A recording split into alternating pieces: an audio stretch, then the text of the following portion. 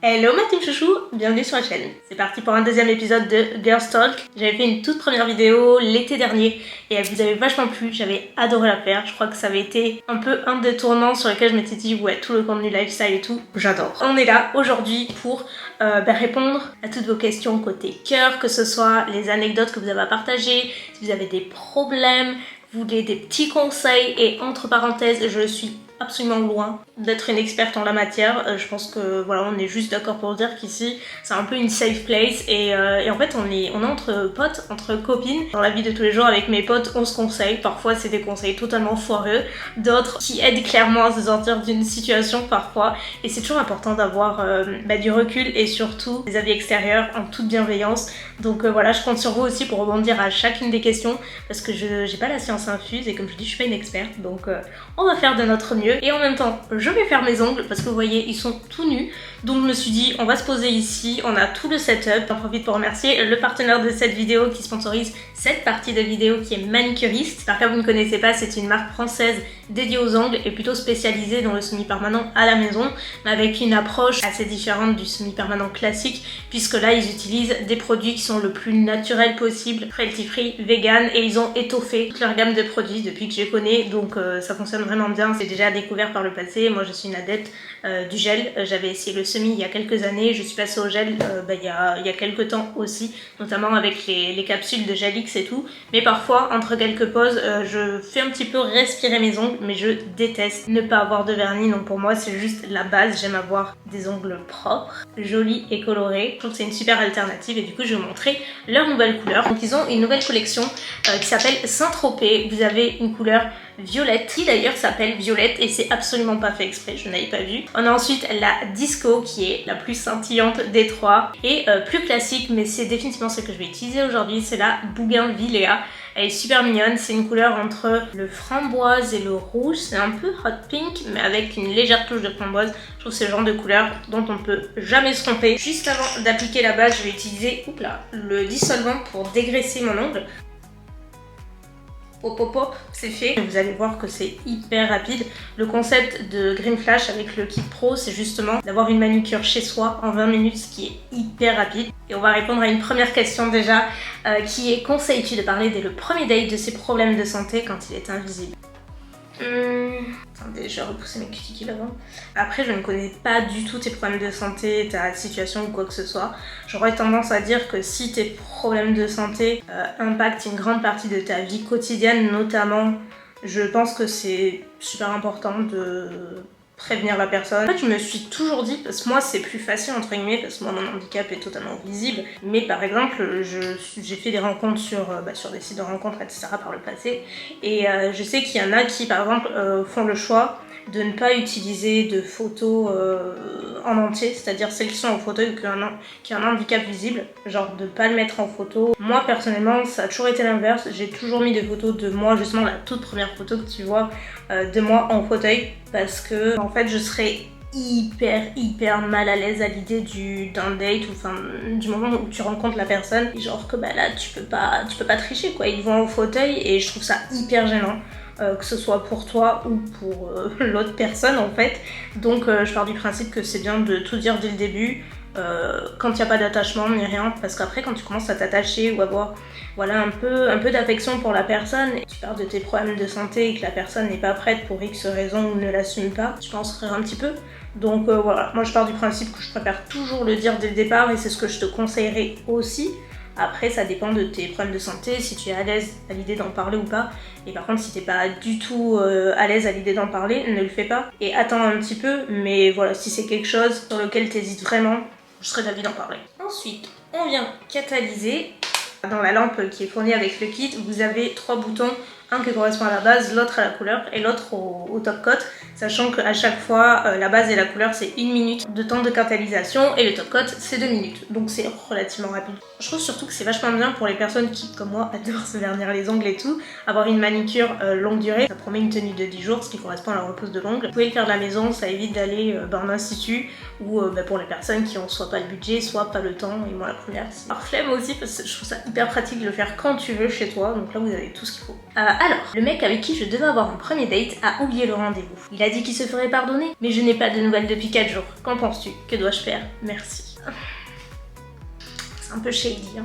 Que tu le connaisses déjà, ou que ce soit une première rencontre, si le mec te fait faux bon pour ton date et qu'en plus de ça, tu n'as pas de nouvelles et qu'il te ghoste un petit peu en fait, moi personnellement je me dirais next. Par contre la couleur est trop mignonne. Je vais mettre 2 couches mais c'est hyper opaque, il va faire le focus comme avant. Vous voyez?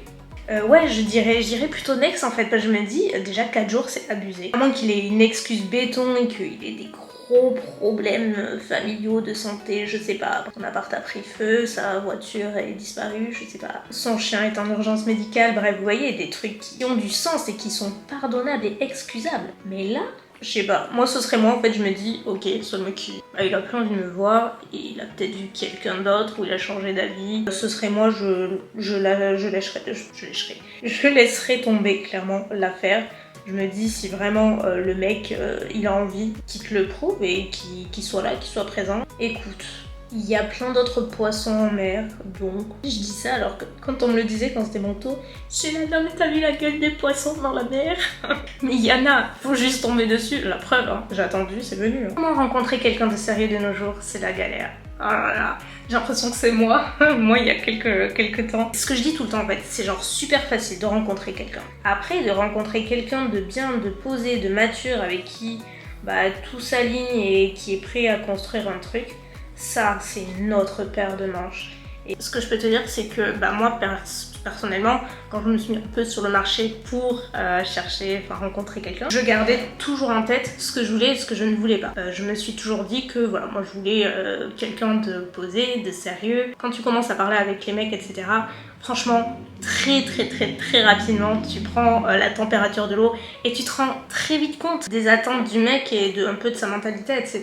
Si tu vois que le mec il est pas trop sûr de lui et tout et que il cherche pas forcément à se poser, tu next, même si son profil te plaît ou quoi que ce soit. Franchement, c'est la pire erreur à faire, c'est de rester avec un mec qui t'annonce déjà ses attentes, qu'il est pas prêt à se poser et tu vas te dire ouais, il va peut-être changer, peut-être qu'avec moi ce sera différent. Non.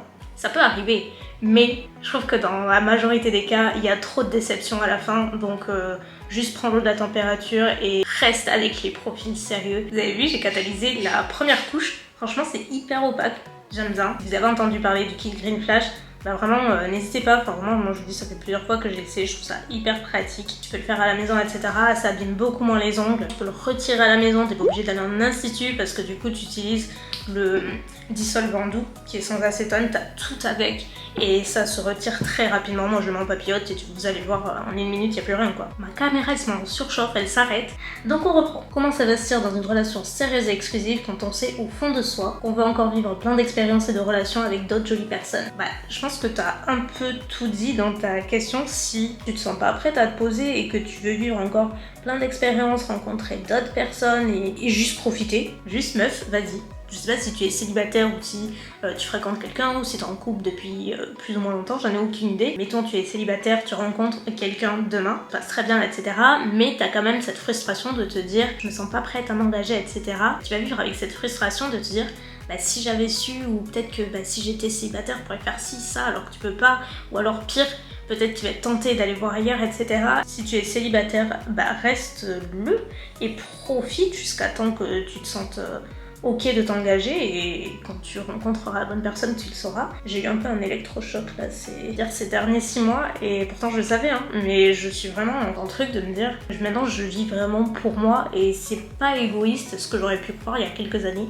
C'est pas égoïste du tout, je trouve que privilégier son propre bonheur c'est super important parce que notre vie nous appartient et on n'a qu'une vie donc pourquoi la gâcher à la passer avec quelqu'un qui nous rend pas heureux. Faut vraiment suivre ses envies, je trouve que le bonheur il vient de là en fait, donc voilà, en tout cas c'est ma façon de voir les choses, mais n'hésitez pas encore une fois à rebondir s'il vous plaît. Salut Elsa, quand on se fait tromper par son homme, comment reprendre confiance? C'est vraiment super dur, mais c'est clairement pas impossible. L'erreur justement c'est de se dire ils sont tous pareils ou elles sont toutes pareilles en fait. Dieu merci, il y a plein de personnes qui sont sérieuses avec qui tu peux avoir totalement confiance les yeux fermés, heureusement.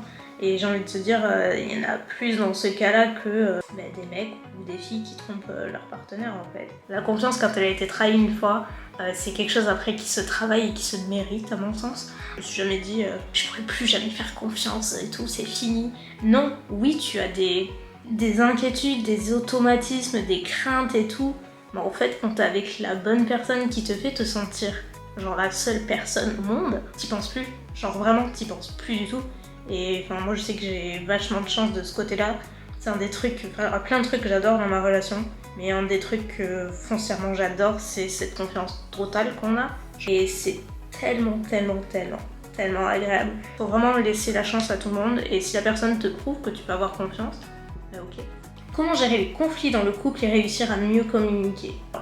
Ça me fait rire parce que c'est pas marrant du tout, hein. Je me moque pas des questions, loin de là, mais genre ça me fait rire parce que même si j'adore faire ces vidéos, genre vraiment, je trouve que c'est hyper chill et j'ai l'impression d'être avec mes potes sur ma terrasse et tout, et genre qu'on s'échange un petit peu nos situations, j'adore. Mais je me dis, en fait je suis tellement pas une experte et tout, c'est juste vraiment un second avis, hein. Donc ne prenez pas à la lettre tout ce que je dis parce que je ne voudrais pas mal vous conseiller, vous voyez. Donc c'est pas comme si j'étais mariée depuis 30 ans et on va appliquer le top coat, donc là une couche sur chaque ongle et on va catalyser 2 minutes après. Donc pour répondre à ta question, comment gérer les conflits dans le couple? C'est super propre à chacun et je pense que chaque couple est un peu différent. Il y a des couples qui vont pas s'engueuler très peu, d'autres super régulièrement, mais pour autant ça n'entache pas du tout la relation et tout. Donc c'est propre à chacun. Moi, de ce que je peux dire perso dans ma relation, on s'est jamais engueulé, genre vraiment engueulé, jamais.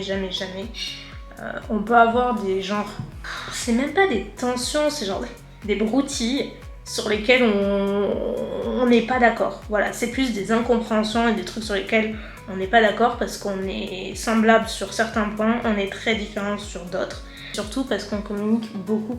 Et quand il y a pas des problèmes, mais genre des broutilles qui nous énervent tous les deux, justement on en parle en fait. On dort jamais sur le truc, on laisse pas durer le truc. Il n'y a pas de non-dit ou quoi que ce soit, juste on en parle. Peu importe le sujet, il faut apprendre vraiment à communiquer et pas garder les choses pour soi. À la rigueur, ça peut être à l'occasion d'un date où tu fais un petit dîner, un petit repas, un petit truc rien que pour tous les deux avec une ambiance un petit peu plus chill. Ou alors, en tout cas, moi, c'est ce que je ferais. Genre, j'attendrai pas mon mec, genre quand il arrive le soir, je l'attendrai pas et je lui mettrai pas le couteau sous la gorge en lui disant ce qui va pas, etc. Pas du tout. Je pense que perso, si ça se produisait, j'attendrais le moment propice où je ferais un petit dîner, un petit repas, etc. Ou boire un verre par-ci, ou aller se promener dehors et juste en discuter posément et on verra ce qu'il en sort. En tout cas, c'est ce que je ferais. Alors là, c'est très long. D'ailleurs, elle m'a envoyé il y a un petit moment, donc je sais pas si la situation est toujours telle qu'elle. Si jamais tu passes par là, n'hésite pas à me faire un petit coucou, sachant que tout le monde est anonyme, hein, c'est important. Je suis folle amoureuse d'une fille, je suis en couple avec depuis une semaine, mais je la connais depuis longtemps et je sais que je l'aime. Je n'ai pas de réelle attirance physique pour elle, elle ne me plaît pas plus que ça, et même si l'amour que je lui porte la rend belle à mes yeux, ça reste toujours un petit blocage pour moi. Pendant que ma caméra rafraîchissait, j'ai mis la base, donc là je vais mettre la couleur. Donc, alors, pour te répondre, effectivement je comprends, ça doit être super délicat. Oui, la connexion, le feeling, tout, c'est trop important. Genre, s'il n'y a pas ça, il n'y a pas moyen non plus.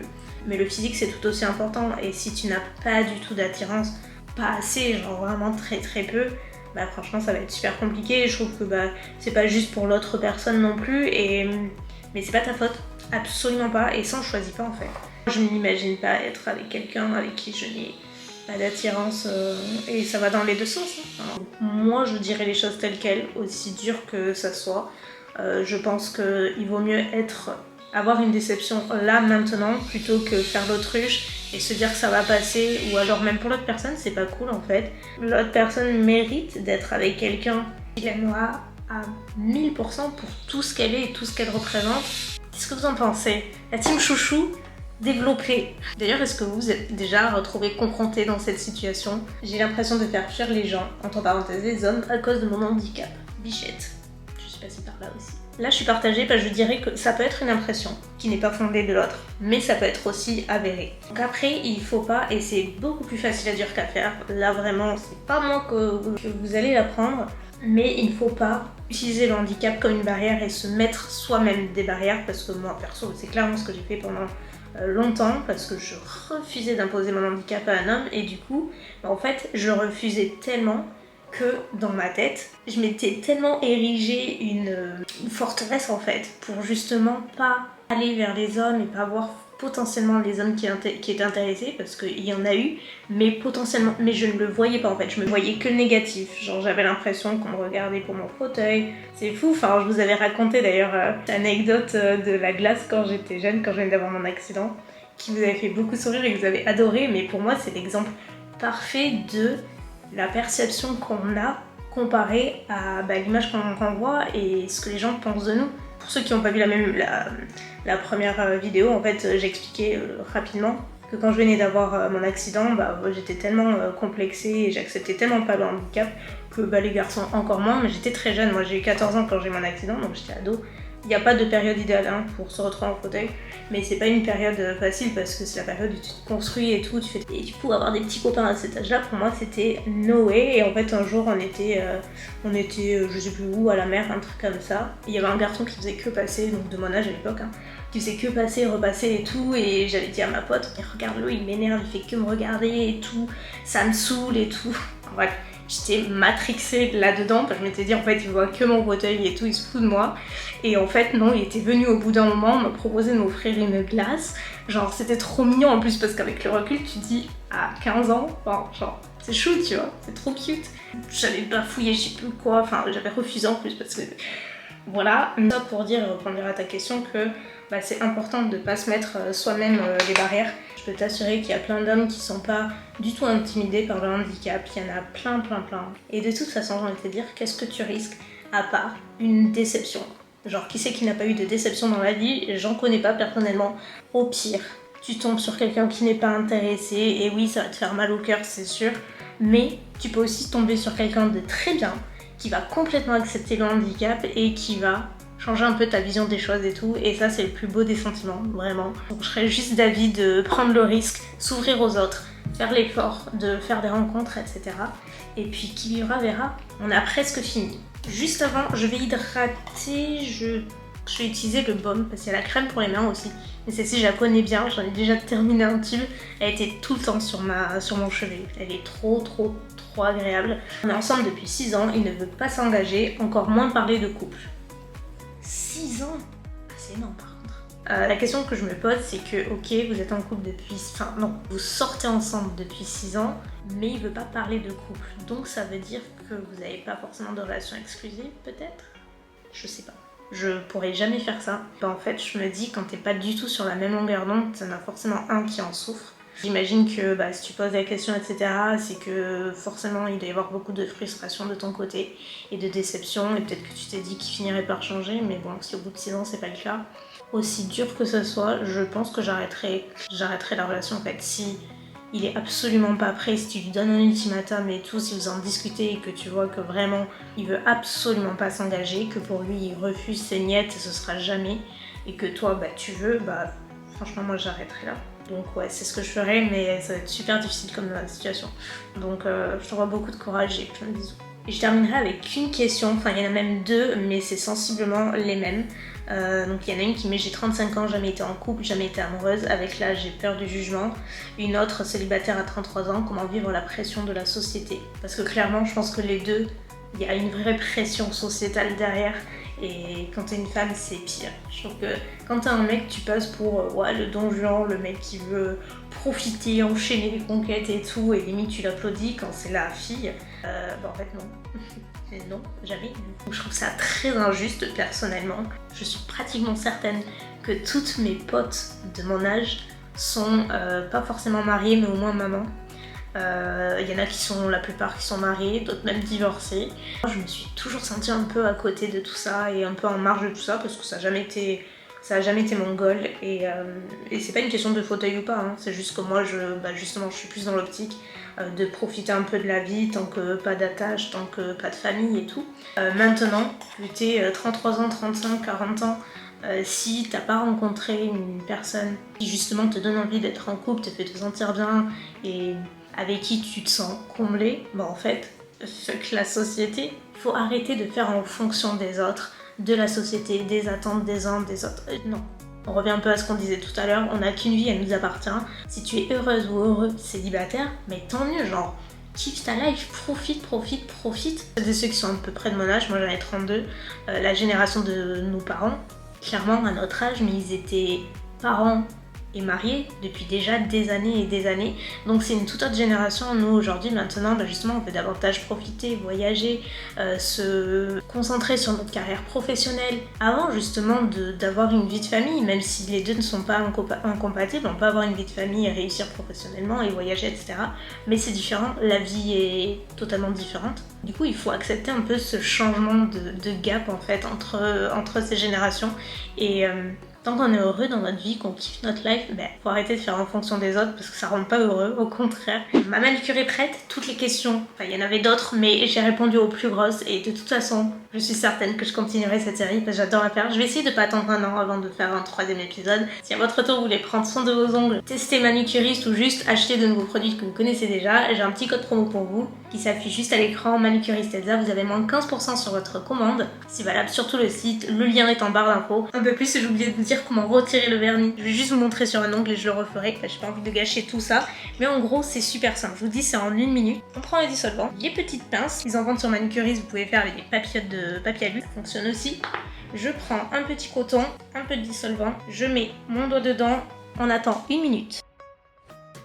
Voilà, il n'y a plus qu'à, littéralement j'allais dire l'enlever avec la... Où c'est qu'elle est? J'utilise un repousse cuticule, mais en vrai, ça y est, tout est... Et voilà, vous avez vu? Genre trop rapide. En tout cas, j'espère que la vidéo vous aura plu. Je vous dis, n'hésitez pas à rebondir en commentaire sur toutes les situations qui ont pu apparaître dans la vidéo. Et si vous avez vous aussi des anecdotes, des situations, des questions à partager, n'hésitez pas à me les envoyer soit en DM si vous voulez être anonyme, ou alors en commentaire YouTube. Je les enregistre, après ça fera l'objet d'une autre vidéo. Et puis voilà, je crois que c'est tout pour aujourd'hui ma team chouchou. Je vous laisse avant que la caméra ne se recoupe à nouveau parce que c'est imminent.